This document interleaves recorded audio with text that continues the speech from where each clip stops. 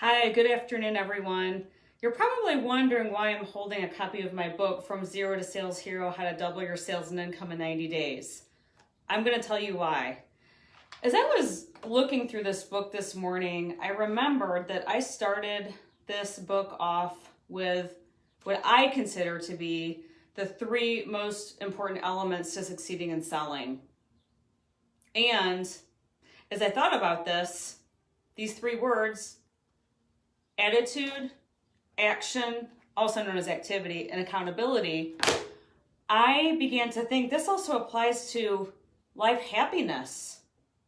But before I get into that, I'd like to talk to you about how I see that being true and what do these words really mean to us, whether we're talking about sales, business success, or our life. Why are these three words so simple yet so important? And why did I follow these? Why did I develop this? And the year I think I came up with this formula was over 10 years ago. It was about 2010. And if you read my book, you'll read the story. But basically, I was at the top of my sales game one year. I was kicking butt.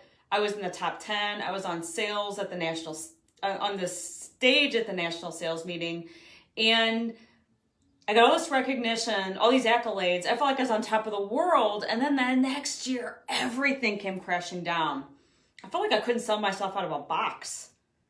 Well, I hired a sales coach to help me turn on my sales career. And that, to me, was probably the first most important decision I made in getting the inspiration to write my book and then become a sales trainer, speaker, and also motivator coach. What do we mean by attitude, action, and accountability? I know that you're saying, well, I know what those words mean. That's really simple. Well, not as simple as you might think.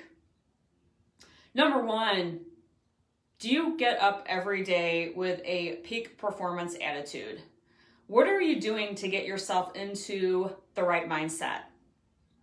Whether it's reading, meditation, I happen to write down every day 10 things I'm grateful for, but working out, there's a lot of other things we can do in spite of the world we're in right now.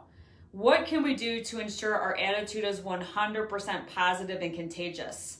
Now, I will admit to you that in these times, like many people I talk to, there are days that we do hear that alarm go off and it's really hard to get going, but attitude is a choice. Attitude is a choice. Are you going to choose today to be in a winning attitude? Now, I'm going to put this into a bigger context. Do you know anybody in your life, that person that walks in the room and you feel the energy go, you hear the energy and you feel it drop down. And to me, I think of that, I call it the pig pen syndrome. You remember Pigpen from Peanuts, the one that always had that, cloud of dust, or I don't know if it was body odor or what it was, but there's always this cloud around Pigpen. And even though Pigpen and Peanuts didn't have a bad attitude, it's that person that brings in really negative energy that nobody wants to be around. Here's my advice. Don't be that person. Whatever it takes, do not project a negative attitude, because number one, if you're in sales, first of all, if you're in sales, one of the first laws of selling is that people buy from whom they like and whom they trust. And if you don't have positive energy, people are not going to be attracted to you, so they will never trust you, hence they'll never buy from you. This is attitude number one. The best people I see in sales that I train today have a bounce back attitude, they're positive, and when things don't go their way, they move on to the next sale. Now, if you are in sales or business, and if your attitude is sometimes challenged by something that doesn't go your way, maybe it's a bad meeting, maybe you lose a sale, what are you going to do about it? Ask yourself 3 questions. Number 1, what went well? Number 2, what did not go well? Number 3, what am I going to do different next time? Ask those 3 questions, learn, and move on. Don't stay stuck in a bad attitude. The next thing I want to talk about is action. Now, I also call that activity. This, to me, everything here is important, but I've never ever been in sales or business and just had people, walk to my front door or call me on my phone nonstop and say, I want to buy your product or service. I wish, I always tell salespeople, if you could teach me a way that would just happen magically, let me know and I'll start teaching it. But we all know nothing happens without action. Nothing happens without activity. But I'm going to ask you this, whether you're in a sales career or business career, or your life in general? Are you not just writing down your sales goals, but are you putting out metrics? Are you setting goals? And most importantly, are you tracking it?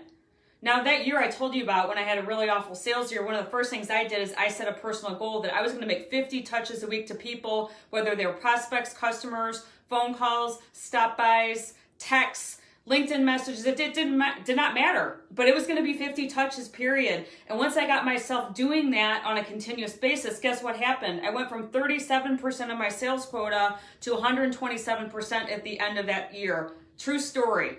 I went from 37%, still pretty bad, up to 127% because I started checking myself daily, and I realized, my sales coach helped me realize I got pretty lazy.